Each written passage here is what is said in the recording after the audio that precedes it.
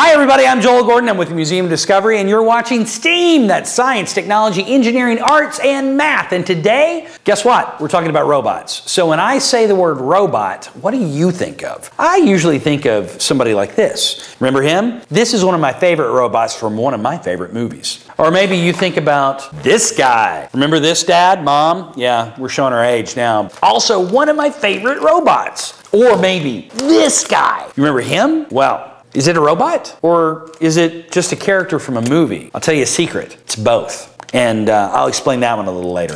Let's talk about what a robot is. There are certain things that define a robot. These are kind of loose rules, but these are the ones that most people tend to concentrate on. The first one is parameters, which means that a robot is designed to work in a certain environment. Like this robot, well, if it is a robot, has legs. And legs are designed to move in a certain environment. Maybe if there was a very rocky surface, wheels wouldn't be so good, so legs would be better. Maybe this guy right here, it's got tracks on the bottom, sort of like a tank, so maybe those tracks would be better in a certain environment. Those are parameters. The next thing is it has to be autonomous, which means it gets around all by itself. It doesn't need anybody dragging it around or pushing it along. It just moves all on its own. The next thing is that it's programmable, which is a funny way of saying that you can talk to it. You can tell it what to do, and it can answer you back and tell you if it's working or not. The next one is, this is a tricky one, it senses its environment. That means that it can see, hear, smell, taste, feel, just like you can. It has different senses, but it has to use electronic components to make those senses work. Now, does a robot really see? No, not really. It uses things like sonar, just like certain animals do, like whales and dolphins or bats. It can send a signal out that we call a ping, and when that signal bounces off of an object, it sends the signal back to the robot so that it can avoid whatever it's moving at. So, let's talk about this guy. Now, this guy sort of looks like a robot. He has little legs and there's wires coming out of him and he's kind of cool looking. There's gears on the bottom. Is he a robot? Can he move around? So I guess in a way he's autonomous, but not really because I'm sort of telling him what to do. So that brings us to the thing where you can talk to it. So is it programmable? Can I tell it what to do? Sure. I can tell it what to do by sending a signal from this box to it through a remote control. But if I just say, hey robot, move forward, yeah, nothing really happens. So he's not really programmable. What about sensing its environment? Here's what we'll do. Let's put a wall up and see if he can avoid the wall.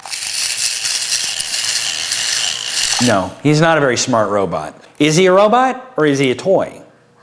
I'm going to go with toy on this one. But he's not very fancy, so let's get a little fancier. What about this guy right here? That's pretty fancy. Maybe some of you have toys like this at home. It moves around and it's really fast and it looks really cool, but is it a robot? No, not a robot. Still just a remote controlled toy. I can't program it. It can't sense its environment, so it'll run right into a wall if you let it. So again, not a robot. All right, so what about this guy? He's pretty fancy.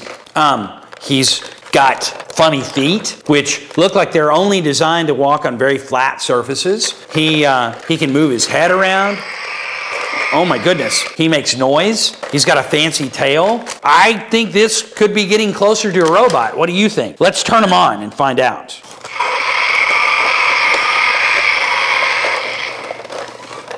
Is he a robot? Are you a robot? He can hear me. He can see me, and he's kind of mean. All right, robot, I'm going to need you to move over there.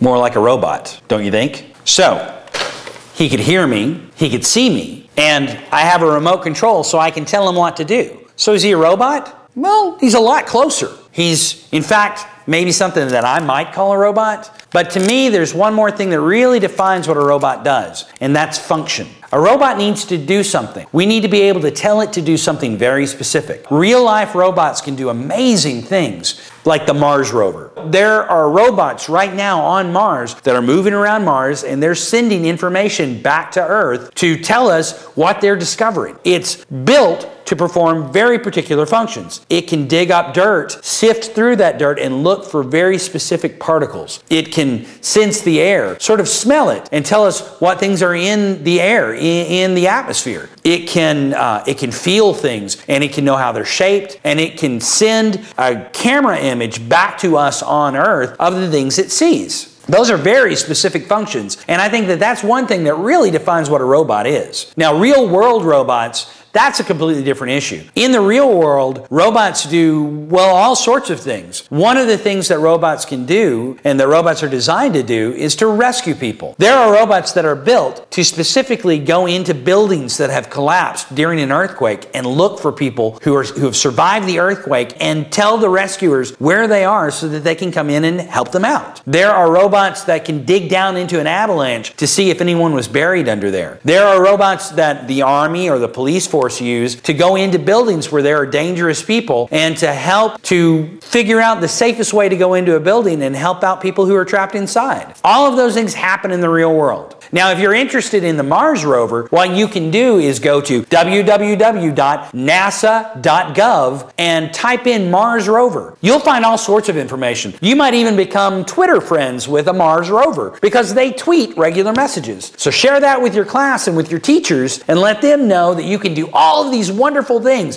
Tell them what a robot really is and tell them that your remote-controlled toy is not really a robot. It's still pretty cool. All right, I'm Joel Gordon. This has been STEAM. Thanks for watching. Tell me what you think about robots and send me a little message. I'd love to talk to you. See you later.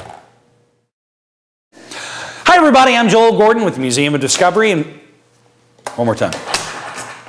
R2. Oh, R2.